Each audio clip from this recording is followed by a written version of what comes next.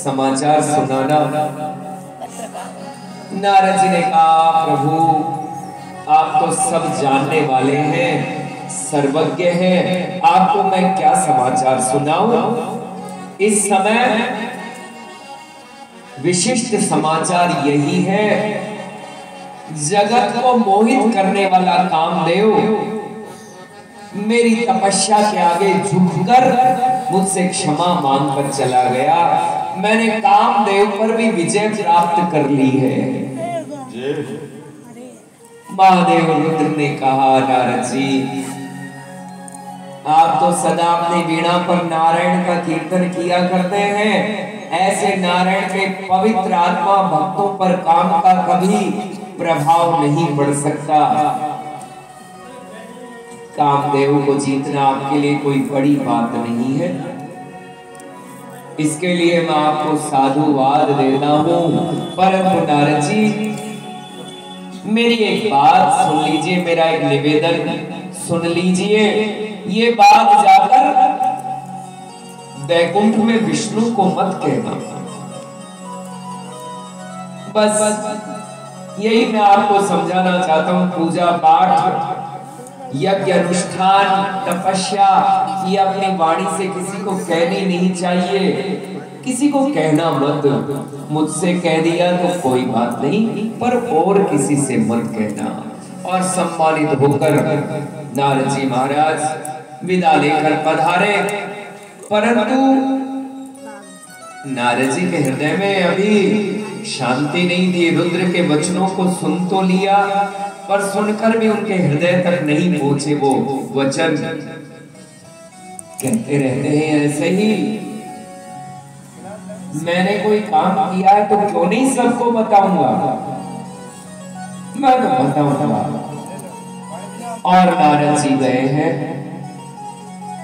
वैकुंठ लोक में, जहां नारायण शेष शैया पर विराजमान है। लक्ष्मी चरण दबा रही है।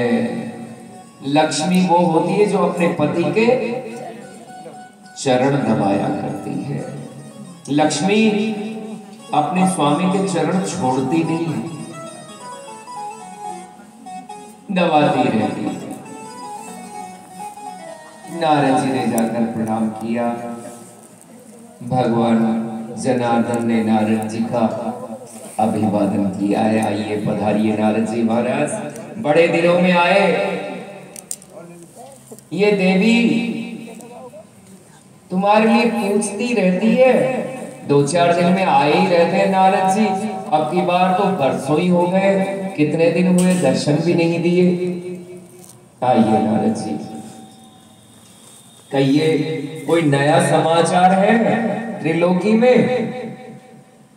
तो नारद जी ने कहा, महाराज आज तो मैं दूसरों का समाचार सुनाने नहीं आया, आज तो मेरा ही समाचार कहने आया हूं। आपका ही समाचार बताइए नारद जी। तो नारद जी ने अपनी पूरी तपस्या का वर्णन कर दिया। गुफा में गंगा के किनारे जाकर मैंने बरसों तपस्या की, ओमकार का ध्यान किया, समाधि में लगा रहा। इंद्र का आसन डोला, उसने कामदेव को, रति को, वसंत को भेजा। मारक बाणों से उसने प्रहार किए, परंतु वो भी कामदेव भी मेरे तपस्या के आगे हार कर अपने बाण धरकर क्षमा मांगता हुआ चला गया। मैंने कामदेव को भी जीत लिया प्रभु, अपनी तपस्या के प्रभाव से। नारायण ने कहा, नारद जी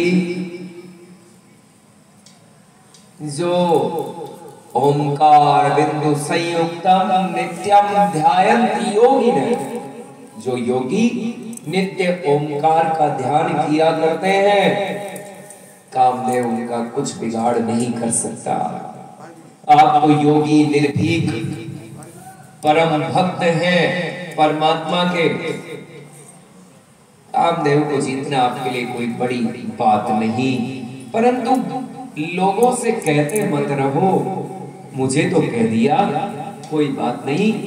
ये बात कहने से तपस्या का नाश हो जाता है, पुण्य नष्ट हो जाता है, कहते मत फिरो। और सत्मान पाकर नारद जी विदा हुए हैं।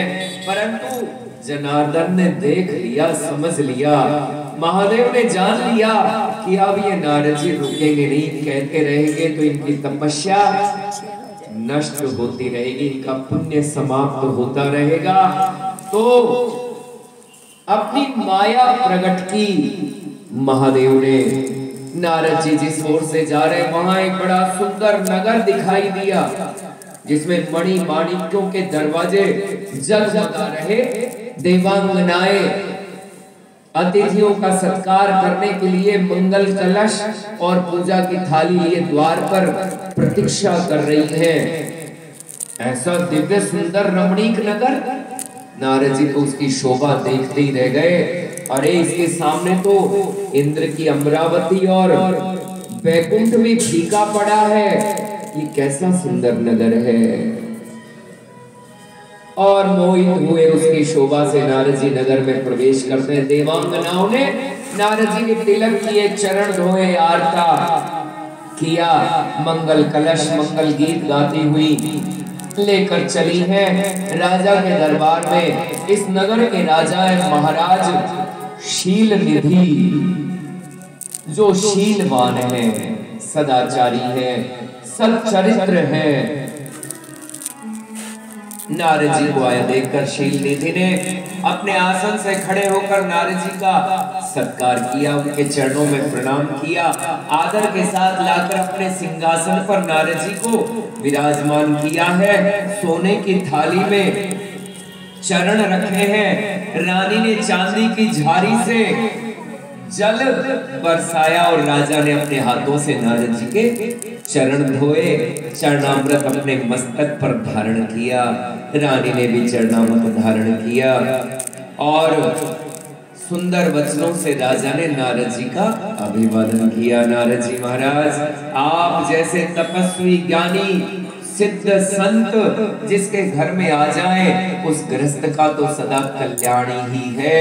परमात्मा की कृपा से ही आप जैसे दिव्य संतों के दर्शन हुआ करते हैं। मेरे पूर्वजों की बड़ी कृपा है, मेरे पितरों का बड़ा आशीर्वाद है, जो आप मेरे घर में पधारे हैं। नारद जी महाराज, आशीर्वाद दीजिए। और अथ राजा स्वतनया